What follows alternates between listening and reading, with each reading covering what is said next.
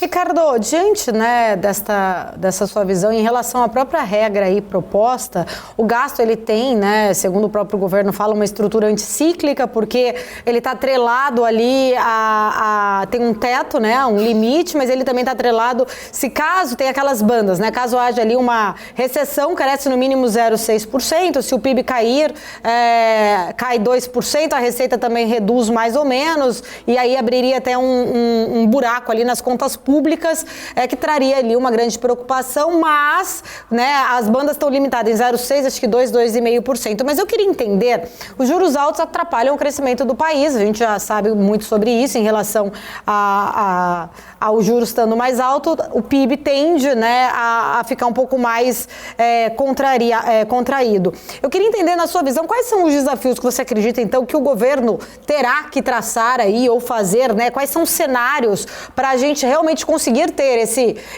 zerar esse déficit primário em 2024, conseguir ter um crescimento de 0,5% já do PIB para 2025, diante desse cenário que a gente ainda tem toda essa pressão lá fora também. A gente não pode descartar, né? Estávamos falando agora há pouco em relação a Estados Unidos, uma possível recessão, inclusive lá, com os juros mais altos, isso acaba afetando também, de alguma forma, aqui para a gente. Eu queria entender um pouco da sua visão em relação a esse PIB, né? A revisão aí, hoje mesmo o Focus trouxe uma revisão ligeiramente para cima, um pouquinho, mas é uma revisão de um PIB maior. Queria entender um pouquinho da sua visão sobre essa regra fiscal, como que vocês estão vendo o PIB? Bom, o nosso PIB, ele talvez seja um dos mais pessimistas. A gente está com 0,41 de alta, tá? Para o ano, mas propenso a ser revisado, porque o agronegócio está indo muito bem e está mantendo, né? Uhum. Agora, a indústria, a gente tem que realmente tem problemas sérios aí na frente, justamente uma política industrial que falta para o país. O grande problema desse arcabouço fiscal é porque ele está ancorado em arrecadação que ainda ela não é tateada, vamos chamar assim, né? Ou seja, eu não tenho essa arrecadação, eu vou ter que buscar essa arrecadação para que eu possa diminuir o déficit fiscal para este ano, zerar o ano que vem e crescer em 2025, né? Então aí nós já tivemos um primeiro sinal, né, que foi justamente a decisão do STJ a respeito dos incentivos fiscais, mas naquela subvenção para investimento, onde há um incentivo estadual a respeito de ICMS, onde fica fora da base de imposto de renda à contribuição social. E isso é o Superior Tribunal de Justiça votou, né, embora esteja suspenso aí pelo STF, mas eu acredito que isso deva cair, não há problema.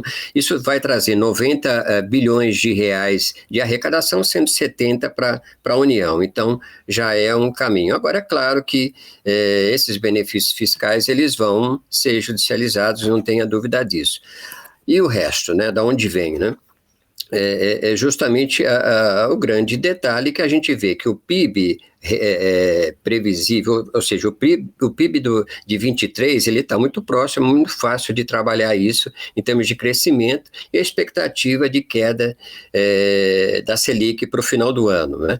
Essa Selic, ela não se sustenta até o final do ano, a nossa expectativa é de 12,25 para dezembro, sendo dois cortes de 0,75 para outubro, né, a partir de outubro. E por que 0,75? Porque não adianta eu sinalizar com 0,25, porque isso não me agrega em nada, simplesmente, olha, sinalizei e está aí, 0,25. A partir do momento que eu ter essa convicção, essa substância que eu falei, de que a inflação está caindo, eu vou trabalhar forte para sinalizar para o mercado e para o empresário de que agora sim a inflação está caindo, vamos cortar esses juros rapidamente e vocês podem investir. Então, O grande detalhe